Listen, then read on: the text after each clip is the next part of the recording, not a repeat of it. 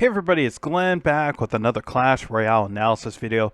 This set between Lince and Egor in CRL West final week of the regular season could go down as one of the greatest sets in Clash Royale esports history. It was unbelievable what happened in these three games. We're going to be taking the next few days to break down each of the games that were played in the set because oh my goodness, when I watched this, I was like, oh wow, just the plays, the close results. I mean, goodness gracious.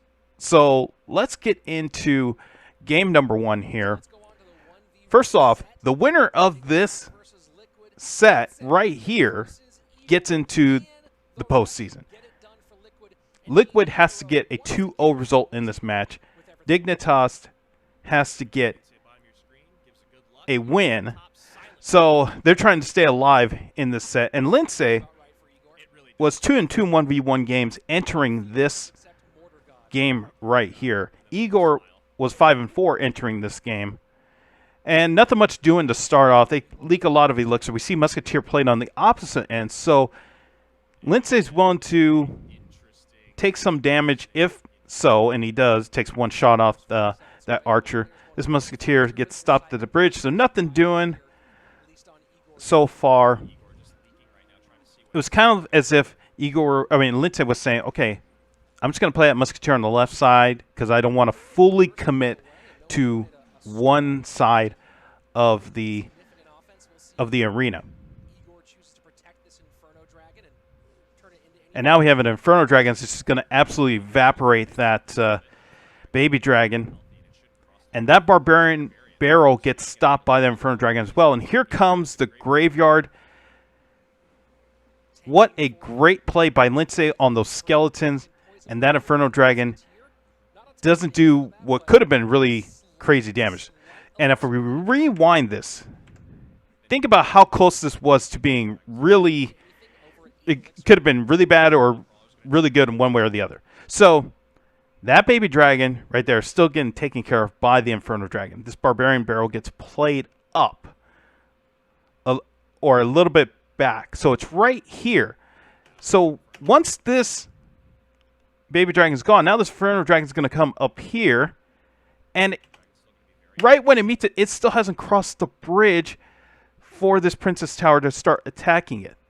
That's what I thought was really, really unique about what we were going to see moments later, is that it probably, if this Inferno Dragon had been moved up where this Barbarian Barrel was played to stop the Goblin Barrel, probably up here really close to the tower instead of a little bit further up, then all of this sequence gets played a little bit earlier. But it doesn't.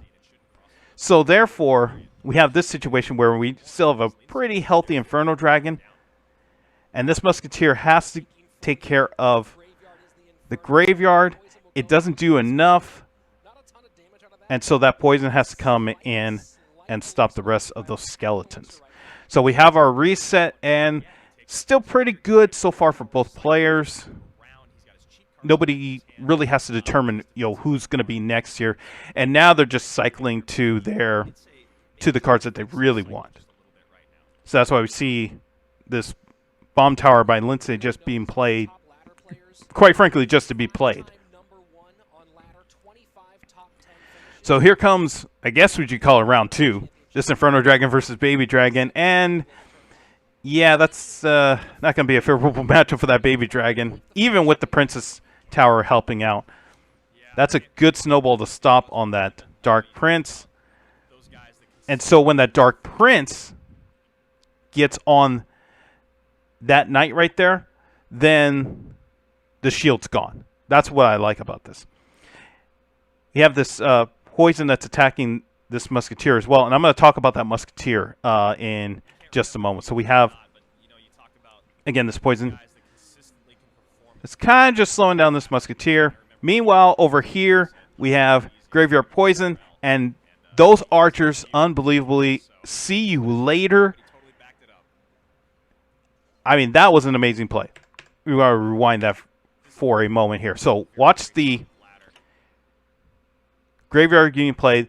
Immediately, Egor comes back and says, okay, I see where the circle is. I'm going to play archers in the back. And Lince knew it right away, and there goes the archers. What an incredible play by Lince to stop those archers. Still get some damage on the tower, but because he went after those archers, this Inferno Dragon is now free to run, fully healthy. So because of that, we have double pressure. Both two-lane pressure here. Left side's about to get hit with the skeletons in the graveyard, and then we have a Goblin Brawler and an Inferno Dragon. Take your pick. Who do you want to deal with? Let's start on the left side. These skeletons and this baby dragon do just enough to stop that attack with the Dark Prince help. And meanwhile, on this right side, we see Musketeer try to hold off the Inferno Dragon and the Brawler. We got to rewind that because that was... I thought the tower was down when I saw this. So if we look on the right side here, this Inferno Dragon and this Brawler, they're both going about the same pace. I know Brawler's a little bit faster. That barrel stops it, and if you look at what's happening here, this Inferno Dragon locks in while this Brawler's still coming in, and this Musketeer is not going to go after the Inferno Dragon. It's going after the Brawler. So that's when I saw that, I was like, oh no, that is a tower down. If that Musketeer does get to the Inferno Dragon, but it does. Unbelievable.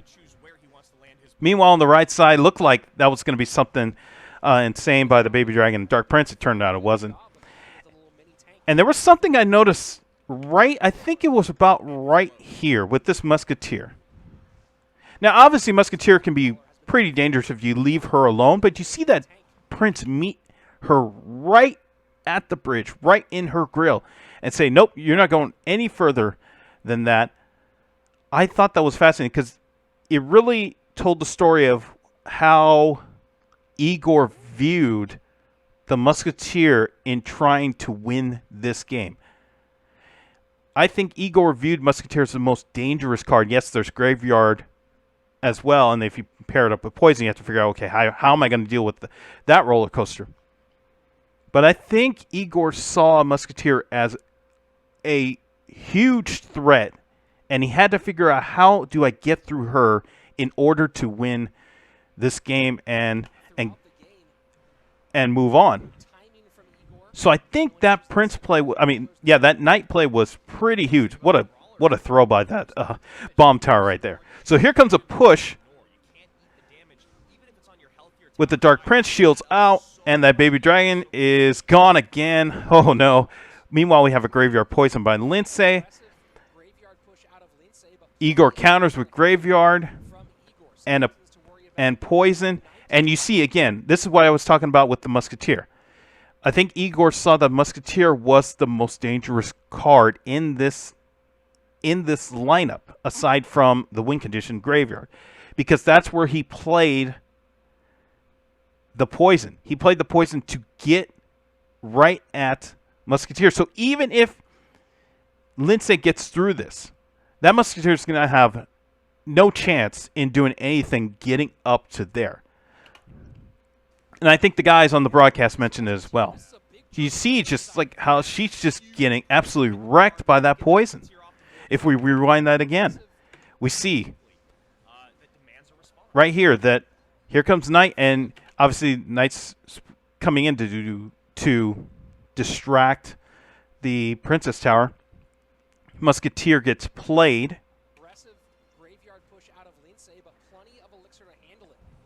And then you have to play not that you have to, but Egor played that Poison to take care of the Musketeer. It was too much of a threat. He presumed it was too much of a threat that you just can't leave it alone, even with the barrel.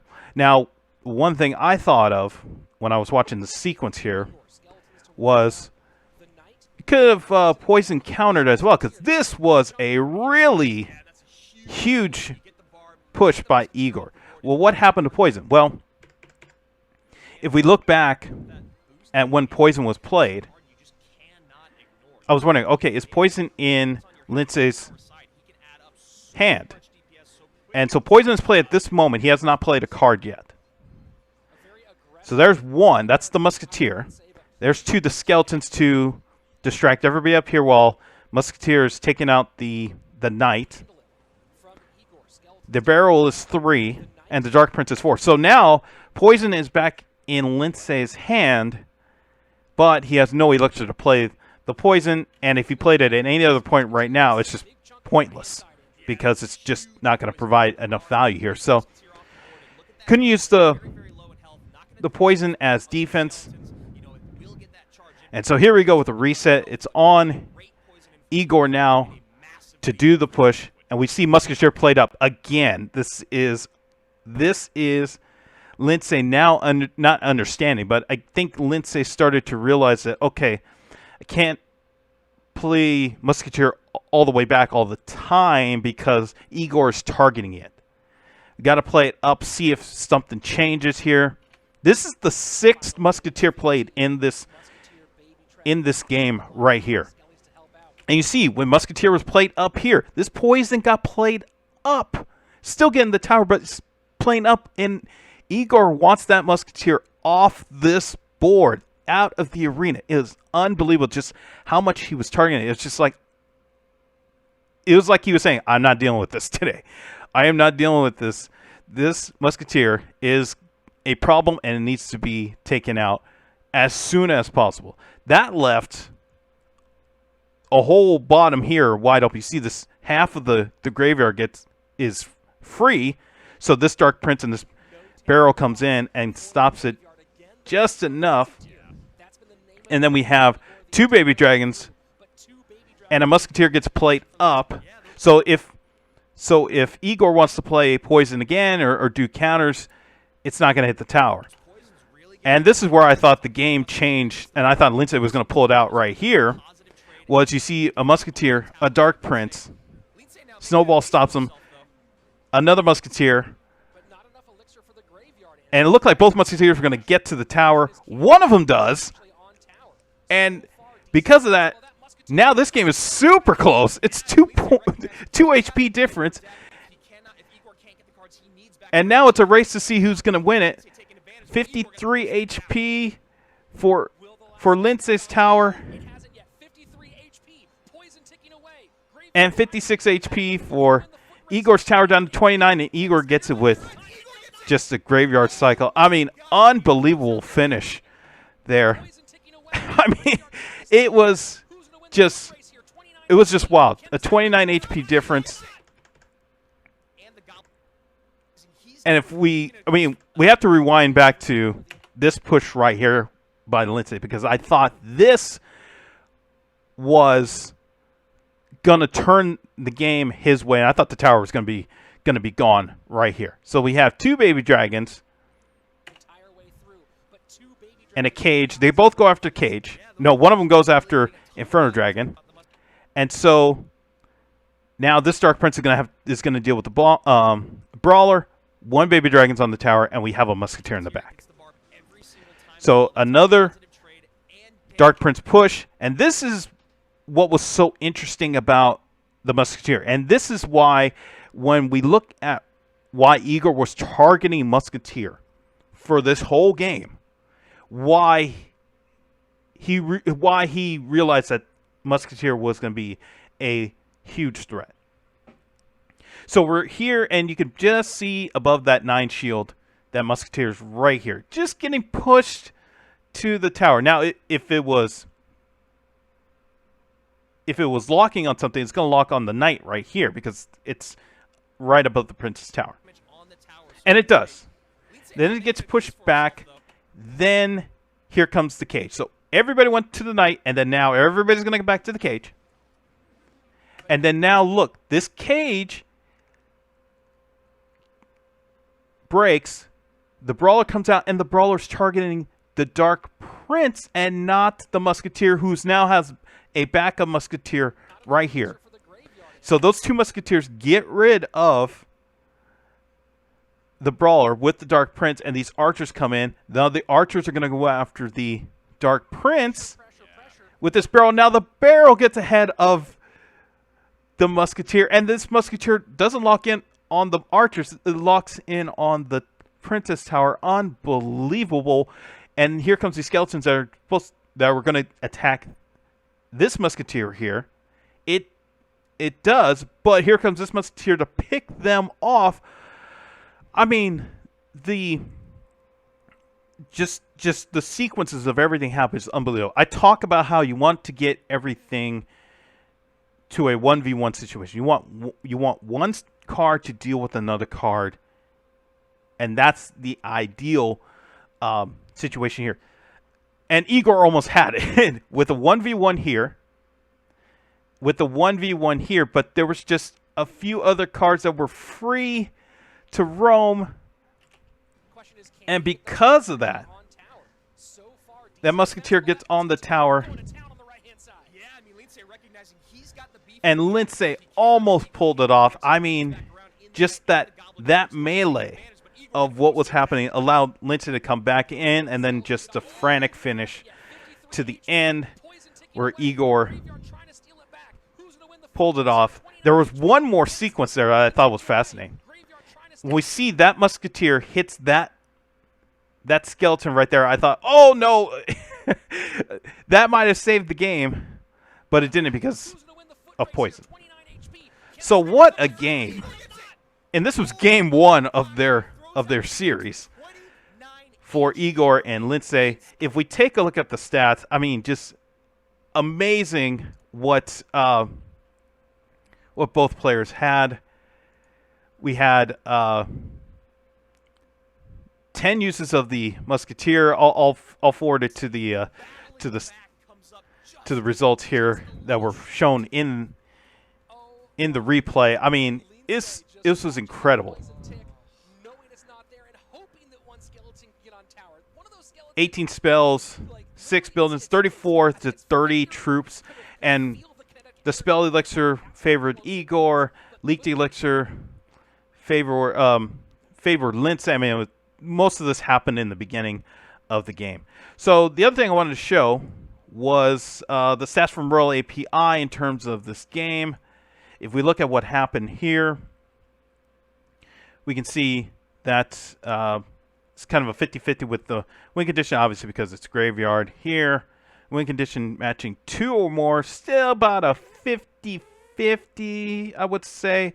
And then win condition 4 or more is 53-46-ish, favoring what Egor had. And then we look at the replay here, which I thought was really telling. If we focus on just the musketeer, which I'll just highlight then, we could see exactly when Lince played those musketeers. And this is why, again, I keep bringing this up in this series, why Egor was targeting musketeer. If we look at each of the points that were played, early on it was just kind of play it back, just play his defense, and then kind of toward the end, as we saw here, we started seeing musketeer be played up front, and then where it's a 7 and 8, that was the time when Lince made the push that brought him back in this game, and then the last two were to try for the defense to stop, hoping to stop Egor in time. Unfortunately, that wasn't the case for Lince, but I just thought this was an unbelievable game by both players. What a game, and that was just game one of their series between Egor and Lince, both trying to get their teams into the postseason. So I'm going to end the video right here. We're going to break down game 2 in the next video, so be sure to check it out. Thanks for watching, and I'll see you next time.